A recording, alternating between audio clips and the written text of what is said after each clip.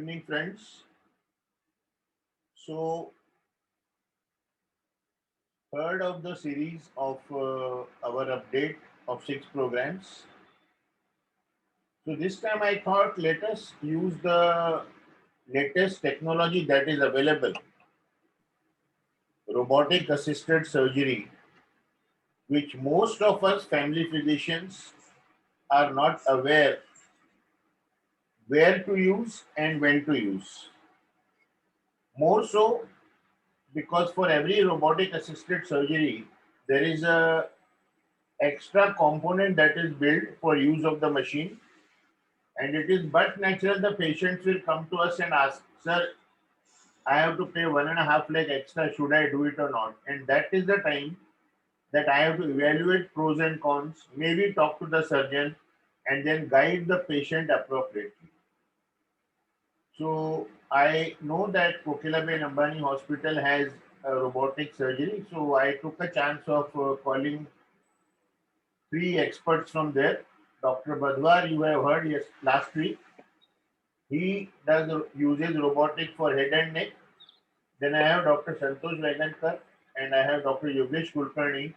Dr. Santosh Vagankar uses for prostate and other urological malignancies, and Yogesh Kulkarni uses for gynec malignancy. So let us hear them.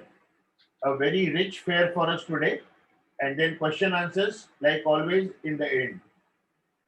And our experts so far, Dr. Agarwal and Dr. Badora, have been very impressed by the quality of questions which come. So please keep up the tempo. Thank you very much. Dr. Badwar, please start. Uh, Good evening, sir. And it's a pleasure, as always, to be with all of you. And I was particularly impressed with the topic you chose. Quote, rational use of robotic in surgery. That's extremely important. So at our hospital, we launched robotics in 2009.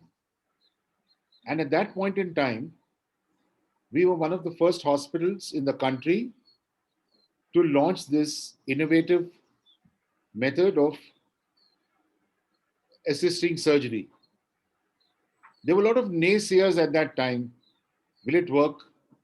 It's so expensive. Is it really useful? So now, 2009 to 2021, we've come a long way, sir. Our hospital currently has two robotic, two Da Vinci, the SI, which I use, and the XI, which my colleagues, Dr. Santosh and Dr. Yogesh, will talk about. As far as head neck is concerned, when this technology was introduced, basically the major users at that point in time were urology and gynecology, and the numbers show that. As far as head neck was concerned, basically they were looking for indications, and my teachers and professors like Dr. Gregory Weinstein in UPenn and Professor Koo at the Severance Hospital in Seoul really were the innovators in this. So let's move on with, where does robotics fit in head neck surgery? So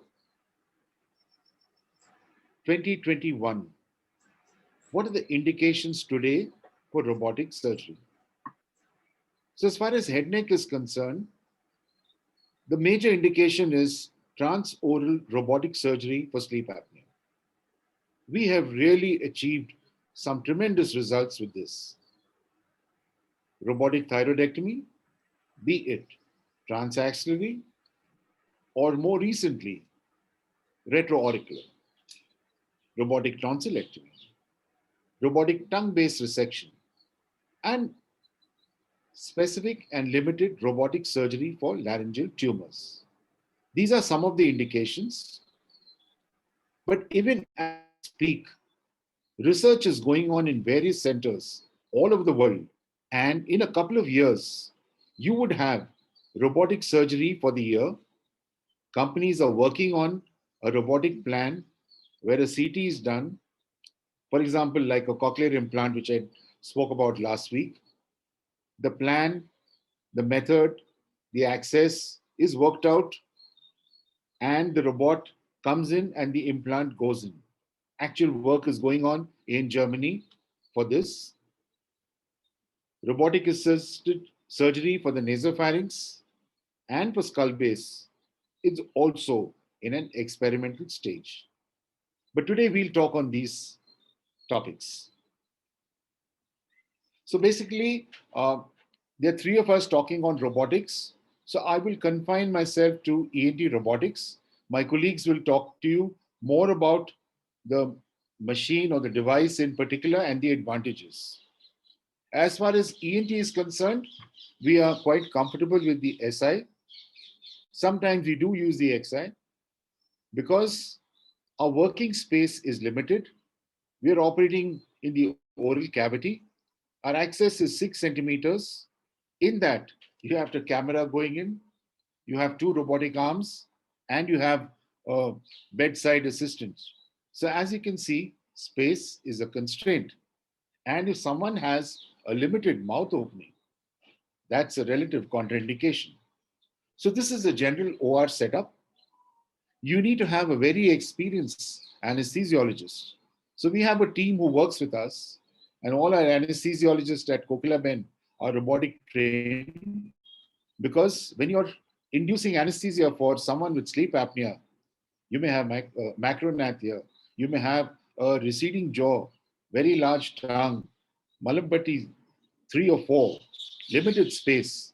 So you need to be prepared for visualize endotracheal intubation, fiber optic or flexible intubation, and you need to be prepared for what all precautions you need to take post procedure. So before we start, in the continent, the Vicini group, whenever they operated for sleep apnea, they would do a tracheotomy and reverse it a week thereon. But in our country, firstly, you're talking about a new tech, something which is new, which our peers are still not convinced about. Then you're telling the patient that you may need a tracheostomy. So it's a double whammy. So our clientele is not prepared for this. So we came up with a substitute. We use an armored endotracheal tube, and we keep the tube overnight. This works for us very well. The patient is extubated the next day, and they're reasonably comfortable. So this is the OR setup again. The next question is often asked, is the robot doing the surgery or the surgeon? So I wish to reassure you, you may sit at a distance on the operating console, but the instruments move to your command. So what is the advantage or disadvantage? The disadvantage is you have no feedback. There's a lack of haptic feedback. So those of us surgeons, when you're operating, you get a tissue feedback that's not there. So you have to learn to adjust. That's one. But the best part is any tremors get filtered out and the fine movements are tremendous. So that helps you operate for a longer time. So the recent years have seen a paradigm shift in the management of sleep apnea from medical management and the use of CPAP to surgical intervention. So this transition has been enabled by a simple investigation called sleep endoscopy. So basically, drug-induced sleep endoscopy is you recreate sleep under BIS monitoring. The BIS monitor normally is around 50 to 60, so it's not deep anesthesia. And you do a flexible scopy. So basically, you have 3 levels, either the nose, the palate or the tonsil, or the tongue. And you assess where the blockage is and where intervention is required. So the main thing is the exposure for transoral robotic surgery. And this retractor, which you see, looks simple, but it's quite expensive.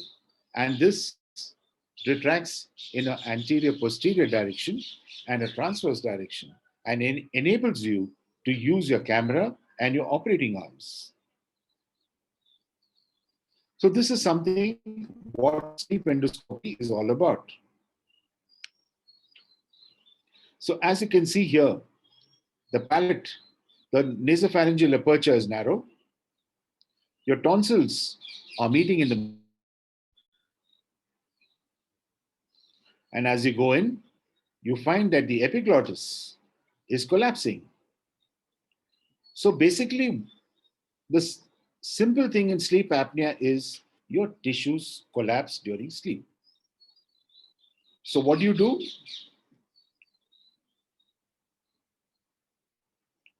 So if the tissues are collapsing during sleep, you may address the base tongue, you may address the palate or the nose. So this tells you what we are doing for the base tongue. As you can see, there's a metallic endotracheal tube in situ, and you have a bloodless field because you need an expert anesthesia team there. Your instruments reach a hitherto area which was not accessible with your normal instruments, and you have a magnified view. You have a bedside assistant who helps with suction, packing if required. And when you're operating for sleep apnea, our end point is we should be able to see the epiglottis clearly and the airway clearly without collapse. So this V-shaped area of the base tongue is addressed.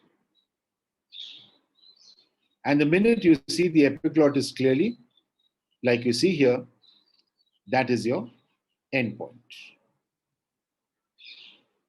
The other common use of TORS is for tonsil. Now, tonsillectomy may seem simple, but what happens if you have a carcinoma of the tonsil or a malignancy of the tonsil? By doing a radical tonsillectomy with the help of the Da Vinci, the dose comes down tremendously. And the problems of swallowing, dryness of the mouth, dysphagia, and odonophagia are considerably minimized. Like you can see, our margins are true oncologically, and after the resection is done, you don't need any plastic surgery. The patient may take Riles tube feeds for a day or two, then he's back at home. Everything is precise. You get your margins. As you can see,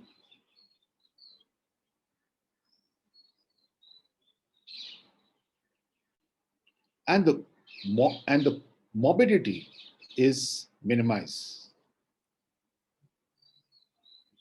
Next, coming to tongue base resection. Now, this has changed the game. Earlier, to access the tongue base, either you had to do a segmental mandibulectomy or a mandibular swing. Now, with the help of the Da Vinci, you can access the tongue base and do a resection as I would proceed to demonstrate.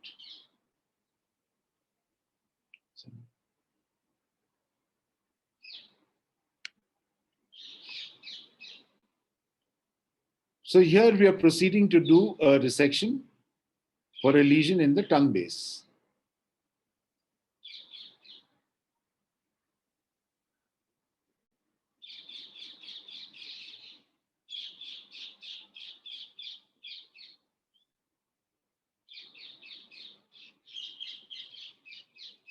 The problems you generally face are bleeding, which is obviated with hypotensive anesthesia.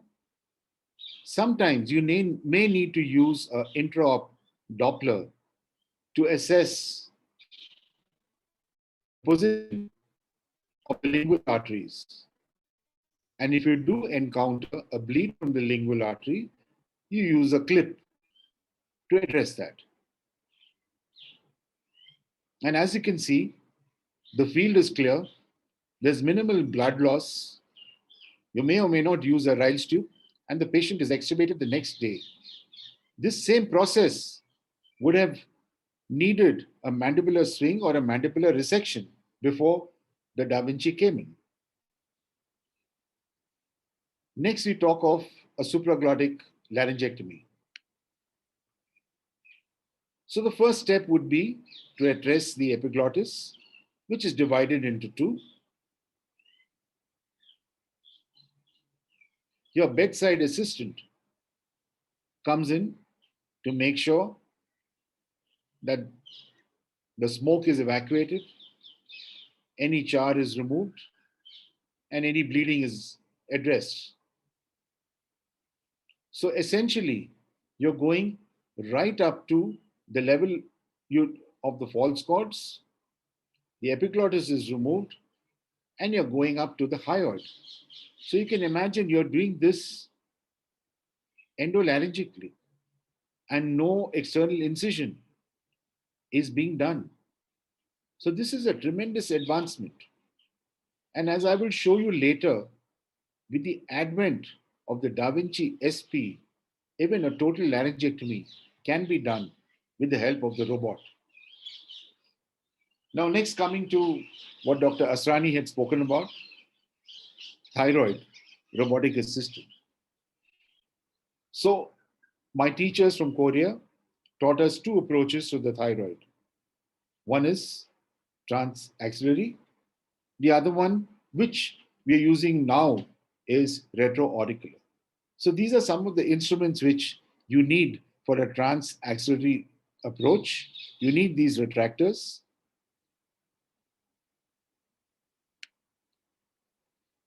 The trocar, the instruments. So first you start off with a surface marking. So essentially you go from the anterior axillary line to the thyroid.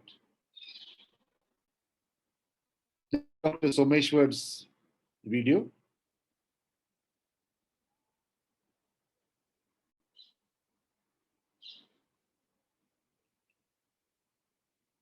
So this is your surface marking, hyoid, thyroid. So the first step is you move from the anterior axillary line. So when he started out, this process to reach the thyroid took about an hour or so. But as you do more and more, this time gets shorter. But still, you need somebody who's lean, somebody with a long, thin neck for it to be surgeon friendly, I would call it. And currently, all thyroid procedures are being done for tumors around 4 centimeters. Very large, bulky thyroids, we avoid this because it takes too much time. So currently, we're limited to tumors around 4 centimeters. I'm just going a little fast. So you can see the exposure of the thyroid. You have 3 instruments here. One to retract the thyroid, the harmonic, and another instrument, the Maryland.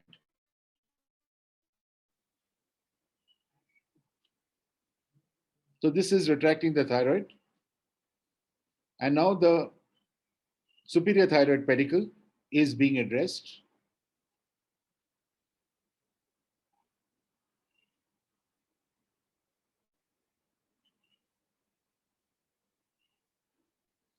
You can see the recurrent laryngeal nerve very, very clearly. But we also use what is called a NIM monitor. You use an endotracheal tube which sits on the vocalis muscle, and this is connected to an NIM monitor made by Medtronic, which, when you touch the nerve, sets off an alarm. As you can see, the surgery is bloodless, but the learning curve for this is steep. You have to do about 50 cases to be comfortable with performing thyroid surgery. The next relatively easy approach is the retroauricular approach devised by Professor Koo, our teacher. Severance Hospital in South Korea has made rapid advances in robotic surgery. So this retroauricular approach now gives us access to the submandibular gland. gives us access for thyroglossal cysts, allows us to do a neck dissection, and gives us access to the thyroid. So essentially, anything you want to do the neck, you can access from here. So this has been devised by Professor Koo. And these retractors also are designed by him. And as you can see right in. For those centers who do not have access to a Da Vinci, a long harmonic scalpel can be used. These are the instruments, again, designed by Professor Koo, and this keeps the skin flap in position and allows you to operate comfortably. So this is what it looks like. As you can see, your vision is excellent. 3D view, magnified. The only thing which takes some time here is handling the thyroid and the absence of feedback. These rolls are called cigar rolls. This is used for retraction during a robotic thyroid. And the only thing you need to be careful here is to retract the carotids out of your surgical field and to make sure that the recurrent laryngeal nerve is intact. But like you can see out here,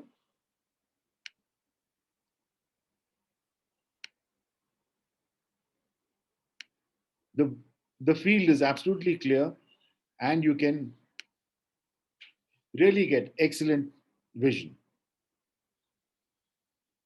The next, coming to our last segment.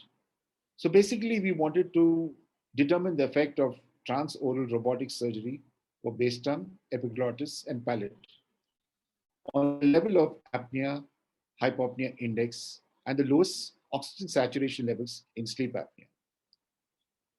So we screened about 150 patients who had sleep apnea.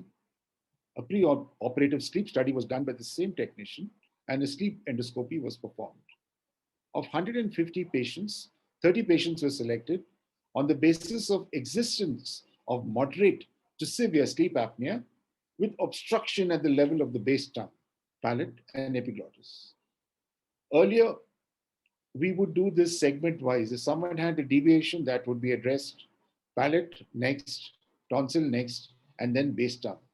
So we found that patient compliance was extremely poor. So all this is done in one go. Essentially, if a patient has multi-level obstruction, a septoplasty is carried out, a UVP is carried out with the Da Vinci, a tonsillar reduction is carried out with the Da Vinci, and a base tongue reduction is carried out all in one sitting. Operating time is 2 hours. ICU stay is 1 day. Hospital stays 3 to 4 days. So basically, when you're doing any operative intervention for sleep apnea, the gold index internationally is a reduction of the AHI by 50%. And as you can see, we are getting more than that. So the old adage, promise less but deliver more, helps us when you're tackling sleep apnea. Because as you understand, sleep apnea is a lifestyle disease. You can't tell any patient that 100% you won't need a mask, you'll be fine when you operate. You're asking for trouble. So, first step, which all surgeons who are dealing with sleep apnea is you have to tell them this is a partnership. You have to lose weight, that's a given. You need to modify your diet, that's a given. You have to practice sleep hygiene, a moderate level of exercise, and we will intervene. If all these are done, you can expect a decent result, but sometimes, despite surgery, you may need to use a mask, either CPAP or BiPAP. And what really convinces our patients is when you tell them, okay, you go in for a cataract, a beautiful lens is put in, but sometimes you may need to use glasses. So, if you counsel them well, you have a satisfied patient. So basically, we found we could reduce the AHI at times from 74 to 15. And the lowest oxygenation pre-op 78 came up to 92. So this was a prospective study. All surgeries were performed by the same surgeon. Sleep study and sleep endoscopy were performed prior to planning of surgery and applying the inclusion and exclusion criteria. 30 patients were admitted, average age 41 years. So this is a patient testimonial which tells you what our patients feel about us. All of a sudden, I could hear myself snoring, and it used to disturb my other members of the family. Also, I was very lethargic in the morning. I thought that I didn't sleep well, and I was very tired. Even if I had 8 hours, 10 hours of sleep, I used to feel very tired, and there was no energy left for me to do any other work as such. So it was affecting my family life. I was very slow. I couldn't work well. I couldn't go to the workplace. I was irregular in my at my workplace. So by God's grace, I came to Kokila Hospital, and I got the reference of Dr. Sanjeev Barwar, and went through all the tests, and he suggested me robotic surgery. So immediately, robotic surgery for sleep apnea. And immediately, we went through all the tests, and it was amazing that the operation went smoothly. And after that, even the care taken at the hospital was amazing. Doctor was great, and at present, I feel fresh. I am all So to conclude, we achieved 95% surgical success. We could reduce the AHI from 74 to 15. Minimum oxygen saturation went up from 78 to 92. Mobility less than 5%. And the rate of cure internationally is defined as an AHI less than 20 and a reduction in AHI more than 50%. So, like I said, when you're starting out with something new, it's better to promise less and over deliver. I think we've achieved that. Over to Dr. Asrani for any questions. So, in the words of my teacher, transoral robotic surgery not only offers our patients comparable or better outcomes for oropharyngeal and supraglottic lesions, it does so without decreasing the quality of life. I just want to share with you one video clip of something which will really change how we are going to perform surgery. That is the launch of the Da Vinci XP, which is still awaited in India. This is a single port robotic device, and this will change and extend the indications of head neck surgery.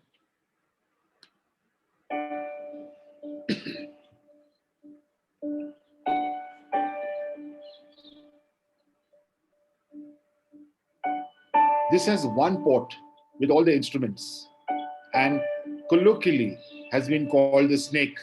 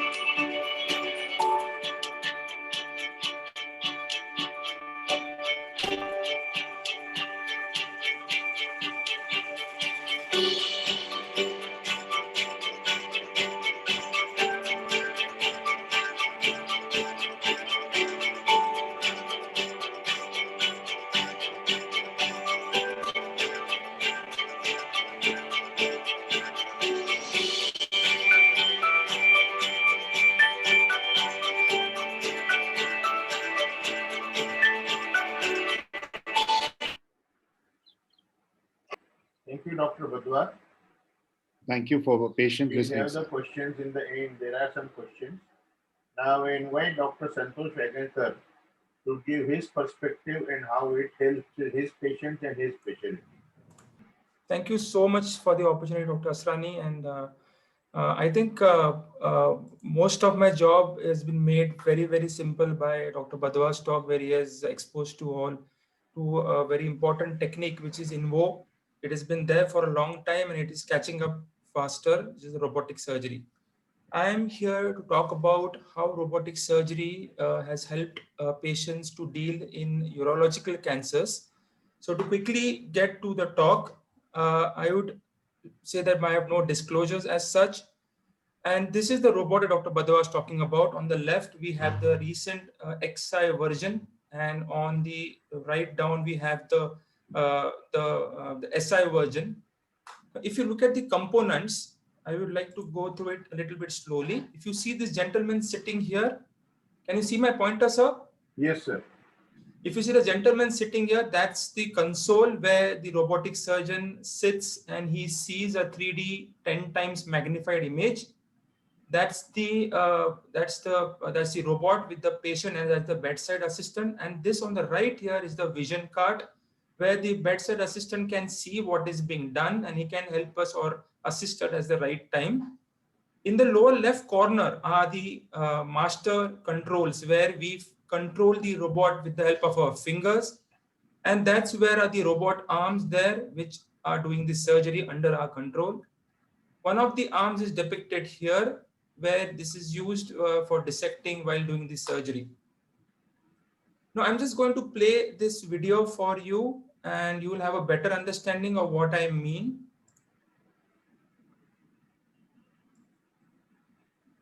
So if you look at this, the gentleman is sitting on the console and he's doing the surgery. He is not scrubbed up. So any complex surgeries, we can go have a cup of tea and come back and continue the surgery. And this is the robot with the arms docked. And this is the eyepiece through which we look inside. On the side are the speakers through which we can communicate with our bedside assistant. These are the finger movements which control the robotic movements as such.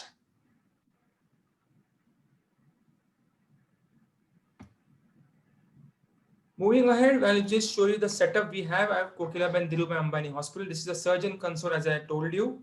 And this is the robot arm. The sister is draping the arms with the help of sterile drape to maintain complete antisepsis. They are well-trained sisters who are certified and hence they are recruited robotic assistants. This is the patient I'm showing for a prostate. Here, these are the ports that are marked, which are 1 centimeter or 8 mm ports through which these trocars are placed. This is just similar to laparoscopy, but what we have in addition is this gentleman who's been brought in. That's the robot. But this is the XI robot. That's the bedside assistant who is attaching the arms of the robot to these ports. That is called docking of the robot. And behind you can see the screen here, which is the screen through which he'll see and assist me during my surgeries. This is the air seal that we have started using in our patients. And this is the final docking done. And you can see inside, this is the 2D picture actually with all 3 of my arms inside. The right hand has the scissors. And these are the instruments which we hold the tissue while doing surgeries. I can easily swap between these two, but this is a 2D image and 3D image is much bigger and much crispier and much clearer. Moving ahead, talking about the topic. Now, if you look at the textbook definition of a rationale, it's a set of reasons or logical basis for a course of action or belief. If I were to break this down, a logical basis is something which I demonstrate to you and I infer saying that this is a good technique which has to be used on patients. And what are the reasons? That when you look at this demonstration, you make conscious decision of the usefulness of that demonstration. To cut the conversation short, in other words, the patient is asking us, why do we need to do robotic surgery? And that is the basis of my talk for today. Now, if you look at the rationale of robotic surgery, I would divide it into 4 main avenues where you look at rationale. First is the patient, second is the surgeon, third is the surgery, and fourth is the cancer itself for which the surgery is being done. Now, if I look at the surgeon, what is the rationale behind it? The second is it should be comfortable, it should be ergonomical. I mean, if I'm doing prolonged surgeries of 3 to 4 hours, it's a stress on my body. So in laparoscopy, we keep standing for a prolonged period of times. Here we don't need to. We can sit and comfortably rest our elbows on the pad and do the surgeries. At complicated steps or steps which require proper concentration, I can go have a cup of water and come back and regroup myself and continue with the surgery. So that takes away a lot of stress on a surgeon when I'm doing complex surgeries. Yes, it is stress-free, it is tremor-free because of the scaling that happens. Any tremor in your fingers or hand are not transmitted at the end point when the surgery is been done. So the errors are avoided. For the patient, what is important is less blood loss, early mobilization. If the patient is being operated in morning 8 o'clock, in the evening 6 o'clock is made to stand. And that too after a complex surgery like a radical prostatectomy, which would not happen if you were doing an open surgery for the next 2 or 3 days.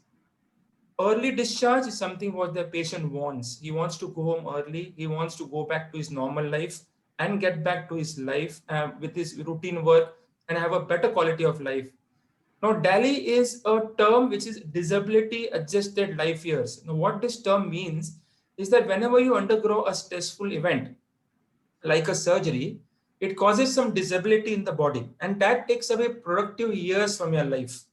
With robotic surgery, that is considerably reduced, and you get back to work early because the complications they encounter is less.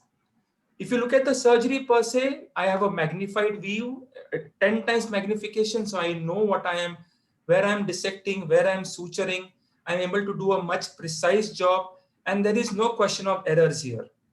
I have better control of the camera. I have better control of my instruments. The camera, if you see, it's stable. It will not move, which happens in laparoscopic surgeries. And the camera is in the control of the assistant, not the surgeon. But in robot, the camera is in control of the surgeon, and that makes life much easy. I can go to difficult areas, especially in pelvic region, which is very narrow. I can go there and just imagine if I'm going to see there with a 10 times magnified 3D view, I'll be able to do a much precise and a much accurate job. I can deal with more accurate, more difficult steps with precision, with ease. And of course, it is minimally invasive because I'm not taking long cuts, which adds to the morbidity of the patient, but I'm putting 1 centimeter or 8 mm, 4 to 5 holes in the body through which the instruments are passed, just like a laparoscopic surgery. For cancer, if I see the prostate better, for example, I won't be cutting through the prostate cancer. Hence, I'm not leaving anything behind. Hence, the cancer control is presumably good. There is no chance of recurrence, and hence it leads to better outcomes. So as I have summed up here, if you look at this, dexterity is improved. The intuitive movements. What are intuitive movements? If I move my hand from left to right, the robot moves his hands from left to right. In opposition to that, in laparoscopy, it's counterintuitive. If I move my hand from left to right, the laparoscope will move from right to left. So I have to register this movement in my head, but that's not the problem with robot, because it is just like doing an open surgery using a robot. Next, as I talked about, is 3D vision and improved ergonomics. Now, for the patient, if I were to look at the picture on the left, if I were to simplify it, what are the patient expectations? One, whatever I do with him, whatever technique I use on him, or whatever mode of treatment, whether it is robotic, open, or laparoscopy, it should be safe. He should be able to go home early. Nobody likes to stay in the hospital for a long time. He should be able to resume his work early. He should have a good cancer control. He doesn't want a recurrence. He doesn't want additional treatment other than undergoing surgery itself. He wants to get back his vital functions. For example, in prostate surgery, he wants to get back his control of passing urine control. In case of kidney cancer, when I'm removing only a tumor, I want the kidney to recover faster. So these are the expectations. And last but not the least, it should not be too costly. And you would like to work with an experienced team that we have here at Kokilabhen Dhirubhai Ambani Hospital. Surgery, if you look at the picture, says a lot of things. If you look at the left, open would entitle a long incision, prolonged hospitalization stay, and slow recovery. Vis-a-vis on the right side, you have 5 small 8 mm holes, to which presumably the recovery is understandably faster. If I talk about magnification, if you look at this piece of cotton, which you use in open surgery, that's called gauze piece. If you look at the blue dot, that is exactly what I would be seeing if I'm standing and doing the open surgery. But if I look at this same piece of cloth through the eyes of a robot, which is 3D magnification and 10 times, look at this. The blue dot as compared to this as magnified. So this, I hope I'm able to put this message across about the magnification that the robot can give you of an operative field when we use it, and how this helps us to do a precise job and avoid collateral damage or avoid errors that may happen in some of the open surgeries where some of the steps are blind. Dexterity, as I told you, we put with master controls, and this picture is depicting exactly that the movement of the robot arm is exactly similar to a human hand. As far as cancer is controlled, I've covered all this. When we talk about potency and urine control, that is what I'm referring to prostate cancer surgery, which can be done with robot because we are able to see the nerves which control urine function as well as the potency. So we are able to see the nerves, and that's where we do what is called as a nerve sparing robotic prostatectomy. In the yellow are something which is connected to the kidney surgery. The newer method of dealing with kidney cancers is not to take out the entire kidney, which was there earlier. We take out the tumor, the kidney remains behind. And this kidney that is left behind recovers faster if we use robotic surgery. So let us now look at the most common surgery done using a robot and look at the rationale behind it. Now, as I mentioned to you in prostate surgery, the 2 more important things or 3 more important things are cancer control, urine control, and sexual control. For the patient, more of it is the urine control, but for us, it is more of cancer control. If you look at the image on the left, the first image shows the prostate between the bladder and the urethra.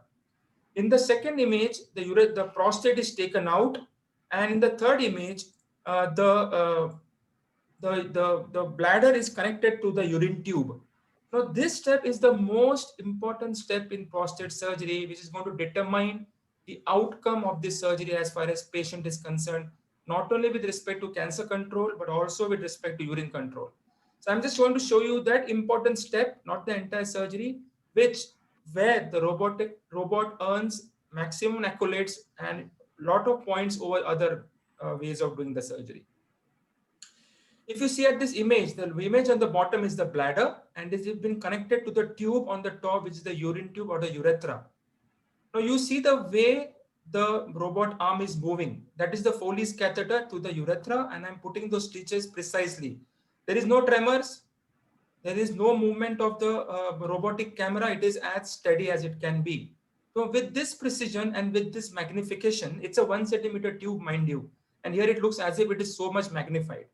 I'm able to do a very precise job. And if I'm able to put these stitches precisely, no doubt that the amount of leakage is zero. The recovery of the urine control is faster. So this is the benefit of doing a robot surgery in a prostate cancer patient. Moving to kidney cancer, look at the rationale. In kidney cancer, the most important is preserving the kidney. 1, not having too much of recurrence. And long-term, the kidney should be healthy is what we expect and what the patient expects. Now, if you look at this, in open surgery, we should take big incisions like this, which is shown on the left. This is called rib resecting. It means you take out a rib of the patient. If you take out the rib of the patient, that itself is very, very morbid for the patient. Recovery is not as fast as it is expected naturally. And the patient goes home probably after a week or 10 days because he has to recover. Added to it are the complications of damaging the pleura or damaging the pleura, and that may cause an added days of stay for the patient. Now, this similar patient, if I were to put this small 8 mm ports as is shown here for a kidney cancer, I am sure that you'll be convinced that the amount of morbidity which will reflect into lesser hospital stay, early recovery is possible, and that's possible with robotic surgery. If you look at the image on the left, there is a tumor on the kidney, Earlier, we should take out the entire kidney, but now we take out only the tumor and stitch the rest of the kidney back. Now, this remaining kidney is very important. I'm playing the same clip. Here, the tumor is taken out, and what you're seeing is the cut end of the kidney. Now, look at the magnification of this image. The kidney looks, it's so huge, but it's not. And I'm able to put precise sutures using the robot, and this leads to very good outcomes. So this is the way we close the kidney. You can see the way I'm suturing. There is no tremor seen. Again, the camera is very stable and the vision is crystal clear. That's exactly what we need in complex surgeries like this, and this can be achieved with the help of a robotic surgery. Two more important technologies that we use in Kokila Ben. One is the Tile Pro. Now, if you look at this image on the top, you see this white blob, that's the tumor in the kidney. Now that is hidden in the kidney, but when I go inside, I may not be able to know where I put the incision. In this scenario, I use what is an ultrasound probe to see the location of the kidney. Now see, I'm moving the ultrasound probe on the top and look down. That's the normal kidney. Now when I come near to the tumor, you can see that white thing, that's the tumor. So once I know the location, I can precisely mark where I'm supposed to cut, and hence I'm not losing too much of kidney tissue. Hence the recovery is faster. This is another Firefly technology that we are using. If you see the right diagram, that's the kidney with the brown tumor. This is the main renal artery supplying the kidney. It has got two branches. One is going to the kidney and one is going to the tumor. Now, why should I? Now, if I were to clamp the whole artery, which we do in doing partial nephrectomies, I would be reducing the blood supply for the entire kidney, which I don't want. Because if I'm able to clamp the blood supply only to the tumor, the blood supply of the remaining kidney remains intact. That helps in earlier and faster recovery of the kidney, which would not be if I were to cut off its blood supply completely. Now, this is possible because we put a dye into the patient's body, into the veins. When we use infrared technology, when it hits the dye in the artery, it glows like a firefly, hence the name Firefly. That's the green color. Now, this is the video depicting it. See, I'm putting the clamp on the artery supplying the tumor. If I go ahead, you see this whole kidney, the tumor has become black. And then the right side is the liver, which is green here. Now, when I start cutting, you will find that the tumor has no green color, but the normal parenchyma below, normal kidney below, shows green color, which shows that the kidney blood supply is intact, and the tumor blood supply is the only blood supply that is cut off, and I can easily cut that tumor out. And this is what is seen in normal frame. If I were to move ahead, bladder surgery. Now, normally we take out the bladder, we make a tube with the help of intestine called a conduit and attach this kidney to this tube, and the urine comes through the tube into the bag. That's the rationale behind doing a bladder surgery.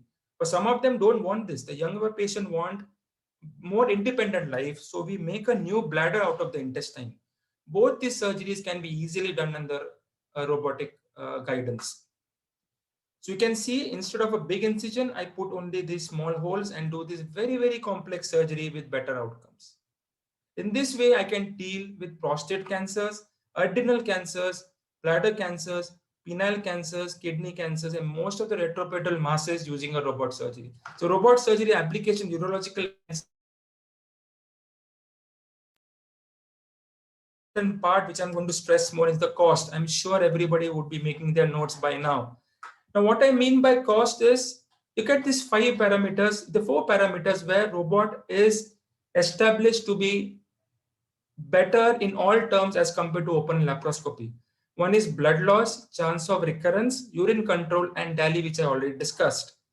Now let us take, I can't explain the cost benefits in all the surgeries because time constraint, but I'll restrict myself to the most common surgery done, which is the prostate cancer surgery.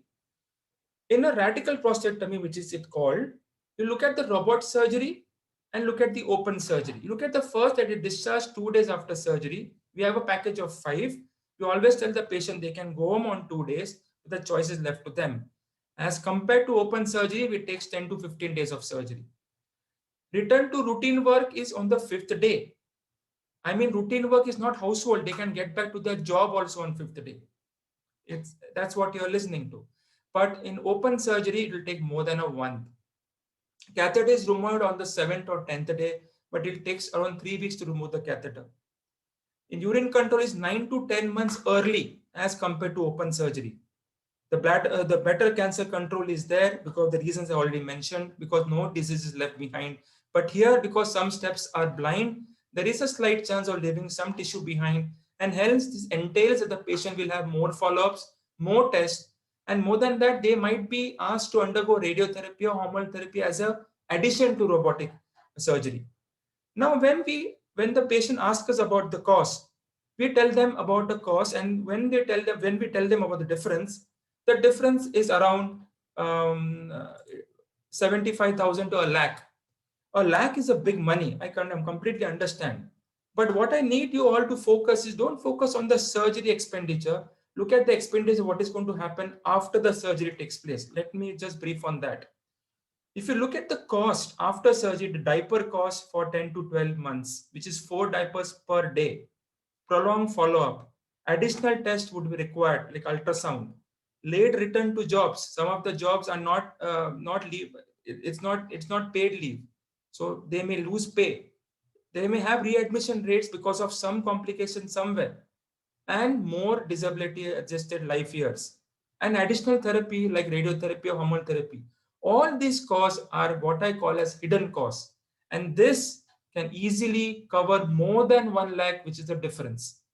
And to give you one more good news is the Insurance Regulatory and Development Authority of India has covered robotic surgery in the insurance. So this is a big boon, and we are happy because we are able to promote it more aggressively and see to that our patients are getting getting benefit of this technology. So my take home messages would be: one, robotic surgery is feasible.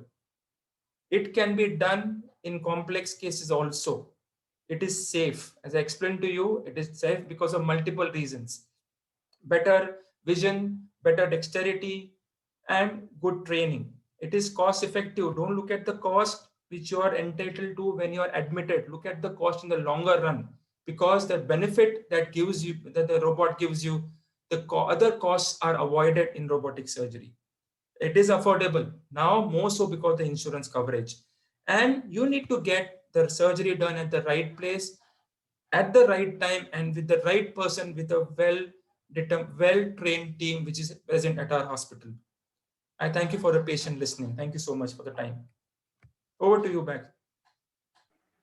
Thank you, Dr. Santosh. Very insightful. And I think most of the patients do not understand the hidden costs for everything, and more than the money, the suffering. Yeah, absolutely. So, and that is where a family physician can guide the patient. I'll come back to you with questions. I'm sure Thank there you. are questions. I welcome now Dr. Yogesh Kulkarni to give his insights into robotic surgery, how he benefits his patients and his specialty. Dr. Yogesh Kulkarni. Yeah. Yes. Good evening, sir. And once again, a big thank you to you for giving me this opportunity to be sharing my views on the role of robotic surgery in gynecological cancers. I think we all know, that surgery is essentially causing an injury with a good intent, obviously. But at the end of the day, surgery is all about causing injury. And the only way surgery can evolve as a specialty, as a science, is by being less aggressive, less invasive. You either try to reduce the extent of surgery or you reduce the morbidity that is associated with surgery. And this is particularly keeping in mind that we cannot compromise outcomes, especially in cancer surgery. So you have to be very sure that the technology that you are sort of using is not compromising with patients' outcomes. I think cancer surgery evolution has gone along with the surgical evolution. I think we all have worked in Tata Hospital where massive surgeries, people used to take a lot of pride in doing extensive surgeries or what we call as radical resection. But I think we are slowly moving on to organ preservation, so whenever and wherever feasible, you would like to preserve the organ. Just like Dr. Santosh said just now about preserving kidneys, or in cervical cancer, you can preserve the fertility. So those are the things that are evolving. We have moved on from open surgery to minimal invasive surgery, and all this has rapid recovery, lesser morbidity, has essentially improved quality of life of patients without affecting the quantity or the recurrence rate or the survival of the patient. So that's the big plus that is happening in terms of cancer surgery evolution. Now, gynecologists, as a specialty, have been at the forefront for using minimal invasive surgery. We have stalwarts who have been using vaginal surgeries and laparoscopic surgery. So the minimal invasive surgery in gynec cancers has been either a laparoscopic surgery or a robotic assisted laparoscopic surgery, which we should see as an evolution of a conventional laparoscopic surgery. And there are obvious advantages. I won't go into the details. You have smaller incisions, shorter hospital stay, less pain, fewer potential post-operative complications, less blood loss, and you have a better visualization of the tissue. So these are biggest advantage of any minimal access surgery, be it laparoscopy or be it robotic surgery.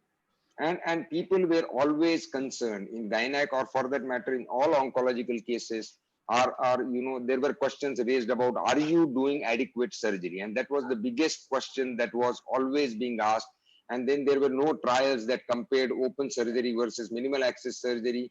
You had no data. People thought there is a risk of dissemination, and also there is a risk of port side metastasis. Now, I don't know about all the other cancers, but in gynecological cancers, especially in endometrial cancer, there has been a large study which compared the outcome of laparoscopy or robotic assisted surgery versus open surgery. And you can see in this graph, the risk of recurrence, which is seen on the left graph, is exactly the same.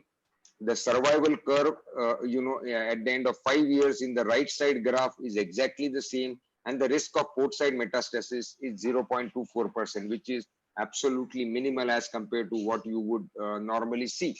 So with the current available evidence, I would strongly recommend that whenever it's possible and feasible, minimal access surgery should be offered, especially for endometrial cancer. Currently, cervical cancer is under a bit of controversy whether you should be using laparoscopy or a robotic surgery for cervical cancer. So the question that a lot of people ask is, why you want a robotic assisted laparoscopy when you already have a conventional laparoscopy at your disposal? And the answer to this is very simple. The laparoscopy that is available to us has certain limitations, which I'll come to it, and that's why it is not very widely used. So because there are limitations in terms of learning curve, it has a very long learning curve. The instruments are rigid. You don't have a depth perception. The instrument tips are controlled at a distance. The surgeon's positional discomfort, especially if you are doing a prolonged surgery, there is a difficulty in achieving instrument triangulation and or two-dimensional visualization. So I think these are the limitations that restricted people using laparoscopy for complex surgeries. So there were a lot of people who were doing laparoscopy for simple surgeries, but when it comes to complex surgeries, people were very hesitant in terms of the skill required, and it was extremely difficult to deliver it to the patient. And this is one of the slides which I just put it, because this has been the data of over 2 lakh hysterectomies which were done in the United States. In 2009, this was published. So by that time, laparoscopy was an established technique. And if you see, the number of hysterectomies that were done laparoscopically was less than 15%. So 1 out of 7 hysterectomies was done laparoscopically. Majority of the hysterectomies were still performed abdominally. We don't have an Indian data, but I'm sure our numbers are not going to be very different than the numbers that have been, seen in the United States. So currently we have lot of surgeons with basic laparoscopic skills, who are able to perform, basic laparoscopic surgeries, but advanced laparoscopic surgery skills are with very few people. And that leads a lot of area in cancer surgery or in other surgeries where some other technique can come in and bridge the gap. It's all about moving forward. I mean, there is, we should not see it as a competition to laparoscopy. It's the same way you had a manual car and then you moved on to automatic car just to make the life of the driver in Mumbai traffic more comfortable. I mean, it's just the way that you want a surgeon to be more comfortable with the instrumentation and the platform that you have, because with the current laparoscopic setup, The complex gynecological procedures that were performed were about 25%, and less than 15% of gynecological cancer surgeries were performed with minimal access surgery. And so that's what I always say. You should see it as an evolution of minimal access surgery. The Da Vinci robotic surgical system, it is a technology that is both patient and surgeon friendly, as has been pointed out by Santosh.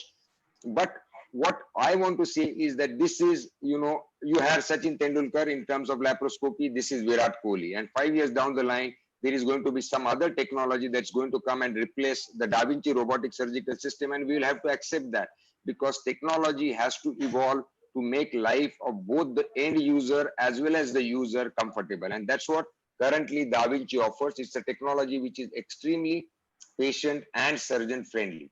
I think it's called Da Vinci because we know Leonardo da Vinci for his famous paintings, but I think, he was the first one who designed a robot, in terms of designing, and then that was used to entertain the royalties. So that's why the surgical system is called as the Da Vinci robotic surgical system. I think I won't go into the advantage, but the biggest advantage that I see amongst all this is the flexibility of the instrument and the size of the instrument. So basically, with the use of these flexibility, degrees of motion, and EndoWrist technology, you are actually operating within a pelvis or within a cavity with mini wrist, and that's what the feeling that you get when you're performing a robotic assisted surgery. You can see the size of the instruments is just about 5 millimeters, but it just performs the job same as your fingers, and that's what makes the surgery less complex. That's what makes the surgery where the surgeon has more control on what he has been doing. So if I have to put a slide of where I see the value of robotic surgery, I think the first thing, it has a faster learning curve. You can easily move on from open surgery to robotic assisted surgery. The anatomical dissection and the steps are very reproducible and easy. Extremely useful in morbidly obese patients. That's what we get in most of the cases of endometrial cancer. And first time, in the evolution of surgery, there has been a computer interface between the surgeon and the patient. And I think that what makes things more reproducible, more accountable, and more easy. And what this all will do is that it will increase use of minimal invasive surgery. So I always say that modern medicine is not about individual brilliance. You have 5 great laparoscopic surgeons that cannot cater to the population of Mumbai. I think at the end of the day, you need a technology that will allow surgeons with average skills or more than average skills, to be able to use minimal invasive surgery. And that's what robot does. It bridges the gap between the skill of the surgeon and delivery of minimal invasive surgery. And here are 2 videos, they are short videos. Here, I'm just comparing the pelvic lymphadenectomy I did in an open surgery and what we do in a robotic assisted surgery. And you can see the steps, the movement of the instruments is exactly the same what you would be doing in an open surgery. So here you can see, on the lower end is the Da Vinci robot operating, and you can see that's the external iliac artery, one of the main arteries of the lower limb, and you can dissect very close to the vessel without being afraid of injuring it, because you have great control that is available to you, provided by the platform on the tip of the instrument. So you can very well work very closely with the blood vessels, be it aorta, be it iliac veins, be it external iliac vein, be it ureter, be it bladder.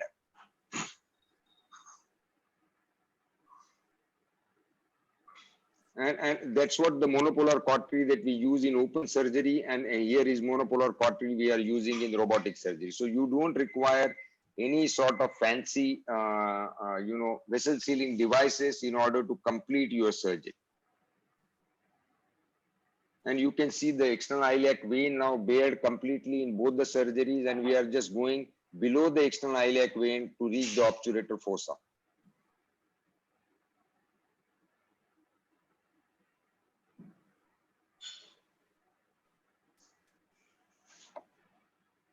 And that's the obturator nerve which is there. And once you see the end result, you can see the entire pelvic anatomy bare exactly the same way as you would do in a conventional open surgery. And that's what I feel is the biggest advantage of robot.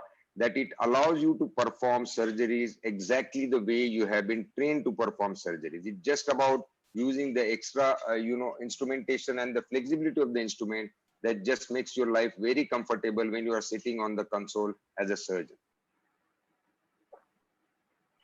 And you can see the end results of both the surgeries. You cannot, if I just put the photograph, nobody will be able to identify which was done by open surgery or which was done by robotic assisted surgery. And that, in my view, is the biggest asset of robotic assisted surgery.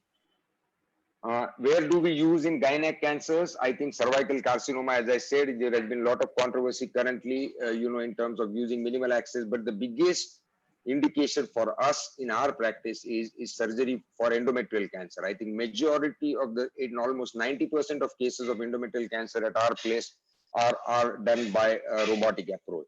Then it can be used for pelvic exenterations, groin node dissections, restaging surgery, where a patient who has been already operated upon outside and then later on they found the cancer and you need to do a restaging. That's where we have been using robot.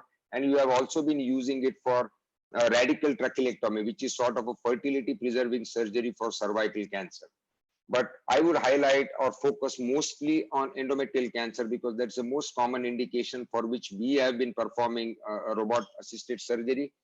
Because surgery is the primary treatment for CA endometrium. Majority of these patients are obese and they have medical comorbidities. About 30% of these patients would require a para-aortic lymph node dissection, which is extremely difficult, if you are using conventional laparoscopy, because you are dissecting very close to the aorta and the IVC. And last is the sentinel node sampling, which is basically identifying the first node in the pathway of the spread of cancer by using indocyanine green dye. And then rather than doing a complete lymphadenectomy, you just sample those lymph nodes. So that allows you to avoid the morbidity that is associated with a complete lymph node. And these are some of our robotic assisted patients. You can see the size of the patient, the abdomen, the multiple scars. And in spite of that, we have been able to complete the surgeries comfortably in this subset of patients. And I think obesity is one of the biggest indication for using a robotic assisted platform. Because if you see the laparoscopy data, the moment the patient BMI goes more than 40, the conversion rate that is not able to perform laparoscopy is almost 60%. So 6 out of 10 patients with BMI more than 40, you start doing a laparoscopy and you are not able to complete the laparoscopy because the certain challenges that obese patients, throw at your face. So morbidity in these patients where you have to convert is extremely high. So you need a platform where you can sort of confidently perform a minimal access surgery in morbidly obese patients. And that's where, again, robot helps you. So this is our data. We have done 298 cases of robotic assisted surgeries for endometrial cancer. The medical comorbidity was almost seen in about 63% of patients, and about 34% of patients had a previous abdominal surgery. And if you see, almost 70% of our patients had BMI more than 30, and about 20% of the patients had BMI more than 40. So these were the obese patients where we were able to perform the robotic assisted surgery easily in spite of them having a very high BMI. In all the patients we performed hysterectomies. In about 67% of cases we performed hysterectomies plus pelvic lymph node, and in about 77 cases we performed the para-aortic lymph node dissection. Our time for surgery for hysterectomy, it has gone steadily down from say 70 minutes to about 43. For pelvic lymph node, again it has come down from 70 minutes to about 35 minutes. But for para-aortic lymph node dissection, because obviously it's an extremely difficult procedure in terms of, it's not difficult in terms of the procedure, but you are just dealing with all vital structures in the retroperitoneum, like the inferior vena cava, the aorta, the duodenum, and the ureter. We have been able to perform para-aortic lymph node dissection currently in about an hour, that is about 60-65 minutes. So that's how we have evolved over a period of time as the number of cases have gone up. Now, we compared our parameters, in terms of the international standards. The blood loss was 90 ml on an average. Hospital stay is plus or minus 2 days. We resected adequate number of lymph nodes. Importantly, we had only 7 conversions. Okay, so out of 298 actually, rather than 225, we had only 7 conversions, which is less than 5%. What we would see, we had 4 intraoperative complications and about 7 patients had post-operative complications. Here is a small video that I will just highlight about sentinel node mapping, where you give a dye into the cervix about 15 minutes prior to starting the procedure. And then as you go, you have an infrared camera picks up. So this allows a track to be followed to the lymph node, which is the first lymph node in the pathway that you need to dissect. And if this lymph node is negative, there is a high possibility that the rest of the lymph nodes are negative. So rather than doing a complete lymphadenectomy, we are only removing such lymph node. So that allows a significant reduction in morbidity, in terms of, because you must have seen a lot of patients who have undergone lymphadenectomy come back to us with lymphedema and swelling of the legs, and that becomes the quality of life extremely difficult. So here you can identify the lymph node by identifying the green dye or the indocyanine green. You resect this lymph node and submit it for evaluation, and that's what completes the that what sort of excludes the need of complete lymphadenectomy in these patients. And that's one of the biggest advantage that the current robotic system, the Xi system, offers you, is the Firefly technology, which has a near infrared camera inbuilt that identifies the indocyanine green dye, and that just reduces the risk of lymphadenectomy or need of lymphadenectomy in patients who have low risk endometrial cancer. So I think that is, and this is the way it is going to be. I think in times to come, sentinel lymph node mapping will be the standard of care for early endometrial cancers rather than doing an extensive lymph node dissection. And here is a small video about para-aortic lymph node dissection. As I said, on the left hand side, you can see the inferior vena cava. On the right hand side, you can see the aorta, and you are essentially dissecting in those areas. Now, unless you have a great control on the movement of your instrument, you'll always be worried, because the moment you injure, by the time you open, the patient has already lost a liter and a half of blood. So unless you are extremely comfortable in terms of using the instruments close to these vessels, it's going to be extremely difficult, to perform this surgery through minimal access route. And I think the robotic platform precisely allows you to do that, because you just have a great control on the instrument movements. So here it is, you can see the inferior vena cava, the aorta, that's the inferior mesenteric artery, and the entire group of lymph nodes completely removed from the para-aortic area. And I think, to do this laparoscopically, I am not saying it's impossible, but it is difficult, and not a lot of people that I have seen have been able to perform these kind of dissections laparoscopically. So I think that's where, again, the advantage of robotic surgery comes into picture. Cervical cancer, I think some of the steps in cervical cancer, right, the ureteric dissection and the suturing, I think the suturing with the robot is the best, because because the instruments move just like your wrist. You have a 3-dimensional vision. I think you can, if you see the lower video, it's about suturing the vaginal vault, and we can suture it exactly the way what we would be doing in open surgery. And the same thing happens with the ureteric dissection, because you want, whenever you are using cautery close to the ureter, you have to be very precise. Otherwise, the patient will end up having a ureterovaginal fistula at the end of the procedure. And I think that's where, again, the robotic platform helps you significantly. Here you can see the ureter being lifted, and then it is separated, from the surrounding bed, so that you can remove the cervix with the surrounding parametrium. Groin node dissection is another innovative procedure that we are doing, for vulval cancer, and Dr. Yuvraj and Dr. Santosh are doing it for penile cancers. We have done about 14 patients of groin node dissection, who have robotic groin node dissection, which has been done in cases of CA vulva. In 10 patients, it was unilateral, and in 4 patients, it was bilateral. And we have been able to complete the procedure in all those 18 cases. So I think that is another thing that you can do with the robot, because you do an open groin node dissection. I think the patient remains in hospital at least for 2 weeks, with the wound problems and the other things, and the lymphoria, which is significantly less when you are using the robotic platform to do the same procedure. So obviously there is a learning curve, to this, in terms of it's not only the surgeon has to learn, the entire team, the sisters, the technicians, everybody has to be learned. And I think in my view, in my experience, everything sort of stabilizes, or you are in better control after 20 cases.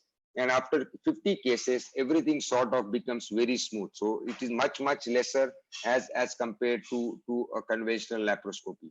Obviously, there are limitations in terms of the cost, the size of the instruments, but I think the advantages that technology provides outweighs all the limitations that I have listed here. I think given the choice, we have been doing open, we have been doing laparoscopy, we have been doing robotic surgery, and I think given the choice, I would always offer my patient a robotic assisted surgery, and the insurance company approving it has made life extremely easy, for all of us. So this is our Center for Robotic Surgery. We started the program in 2012 May. We are about to complete 9 years. We acquired the second robot in 2017. Till date, I think we have completed more than 3,000 now robotic surgery.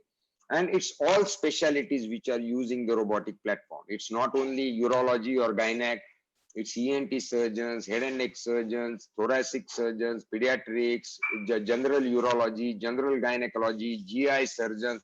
I think all the team of doctors are essentially using the robot. And here, when we acquired our second robot, the XI, this picture has been taken with our entire great team of anesthetists, assistants, technicians, and the sisters. So to conclude, I would say no technology is good or bad. Every technology we always find exciting, and we always want to have our hands on that new piece of technology. What you need to understand that every new technology, particularly in medicine, will require acquisition of certain skills which are specific for that technology. You need to have adequate case selection. Just because you have a robot does not mean that all patients that walk in my OPD are offered robotic surgery. I mean, we are extremely selective where the technology actually will offer advantage, and we only offer it to those. Once you have a great technology with good skills and a proper case selection, the outcome will take care of itself. But if you don't use it, you may have the most expensive car in the world, but if you try to drive it on Indian roads with our kind of giant speed breakers, you are bound to get blocked. So I think logical, sensible use of technology, with using technology with a lot of common sense, empathy, and understanding the patient's needs and requirement. Once we understand that, we are ready to shake hands with any technology that comes our way. I thank you all, and thank you for giving me this opportunity. Thank you very much, Dr. Yogesh. Thank you very much, all of you. So I will start with the question. Since Dr. Yogesh is already on the platform, there is one question for you. Can we use robotic surgery for widespread endometriosis? Oh yes, I think it provides a biggest advantage in endometriotic surgery, because endometriosis surgery is as complex as a cancer surgery. So I think anything that requires extensive dissections and precise dissections and extensive suturing, the robotic platform will always offer you a great help. Thank you, sir. Then I think Dr. Santosh has been already anticipated his questions. So there are no questions for him, but I will request him to answer this question which he did on the chat. Can bariatric surgery be done through robots? Yeah, it definitely can be done, but and it is one of the areas where the robot does help. As Dr. Kulkarni just mentioned, patient with high BMI, with all its indolent risk if he undergoes open surgery, and that can be negated or refuted by doing minimally invasive surgery on a robotic platform.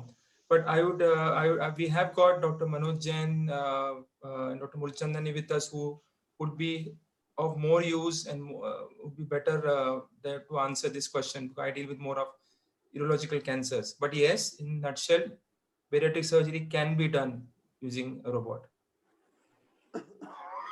Thank you, sir. Dr. Sanjeev Badhwar, what are the chances of injury to the recurrent laryngeal nerve in robotic thyroidectomy? So like I'd mentioned, normal thyroid surgery, the damage to the recurrent laryngeal nerve remains 1 to 5%. This incidence has not changed. The only advantage we have when you're doing a transport thyroid is we are using a NIM monitor, which we also use when we do a routine thyroid procedure. So this monitor guides us and gives us an alarm. We have the largest number of cases in India using a NIM monitor for thyroid surgery. This normally comes in handy when you're doing a recurrent procedure, when there are adhesions or you're dealing with malignancy. So the incidence does not change. If at all, it is lower. Can pituitary adenoma be resected by transnasal approach with robotic, or without robotic is a good enough? So at this point in time, for pituitary surgeries, we are doing endoscopic excision. The work is going on for endoscopic skull-based robotic assisted surgery, but we have not reached there yet where a pituitary adenoma can be excised with the help of a Da Vinci. It's work in progress. Thank you, sir. Chances of damage to parathyroid gland during thyroidectomy using robo. So again, the incidence in this also is less than 5%. The incidence is not different from open surgeries. In fact, it's less because you have magnification of into 12.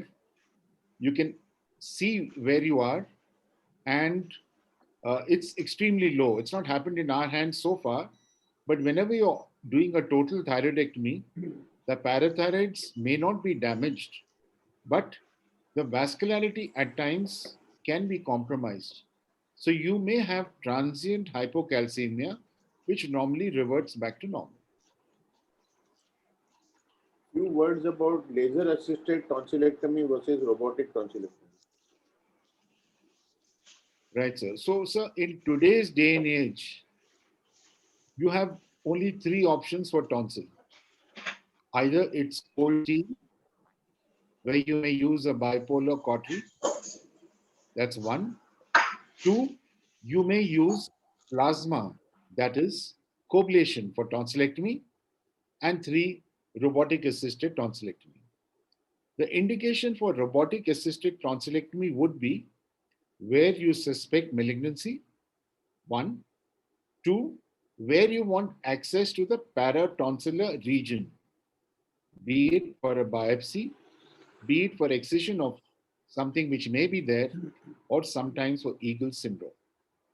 So the toss-up is between a coblation-assisted tonsillectomy vis-a-vis a robotic. So the robotic tonsillectomy has specific indications. General, one would do a plasma or coblation-assisted tonsillectomy. Thank you, sir.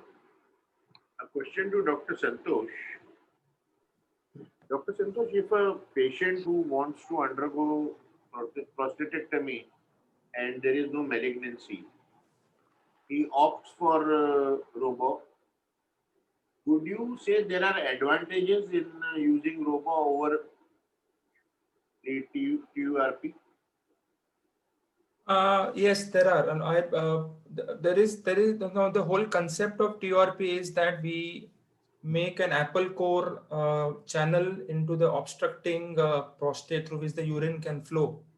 Now, what is important is the amount of tissue that is removed during these procedures. That is one, because it is going to regrow slowly, gradually. Secondly, endoscopic procedures are through the urethra. And if you tend to spend more than 2 hours or 1 hour of resection time to the urethra, likely that the chances of stricture is very high. Now, to negate this, we have started doing robotic Millin's prostatectomy, robotic transvesical Freyr's prostatectomy, especially in prostates which are more than 100 grams. The last one we did was around 230 grams. Now, if you ask me the difference, one, we are absolutely avoiding the urethra. So the urethra, the whole complication of strictures are gone. Secondly, if you weigh the tissue that is removed, if you take a 230-gram prostate, and the amount of tissue will be around 175 to 180 gram tissue which is removed, because we are seeing the whole adenoma. So that makes, we believe, makes a big difference. So yes, robotic surgery will help in patients who have got more than 100 grams, because we are able to give them a longer duration of symptom-free life. Any absolute contraindication for using robots in urology? In urology per se, there are not much contraindications because we are using in virtually all the urological cancers, but there are few areas which were considered contraindication, like transplants, where the robot is coming in a big way. So as such, there are no contraindications to do use robot in urology. But patient contraindications are there, where patient has got high COPD, but these can also be managed intraoperatively by decreasing the pneumoperitoneum. So these facilities are there, but per se for disease indication, there are not much in the contraindications for robotic surgery. Thank you. There's a question which I will throw to all the panelists. Are dentists using robotic surgery for impacted wisdom tooth extraction, which require mandible resection and has almost 6-month recovery cycle?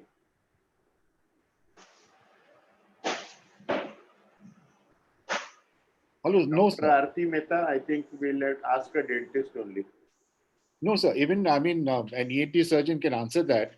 Currently, no, sir. It's not being used for extraction of wisdom teeth which are impacted. Okay. And Dr. Santosh, any use of robo in renal calculi?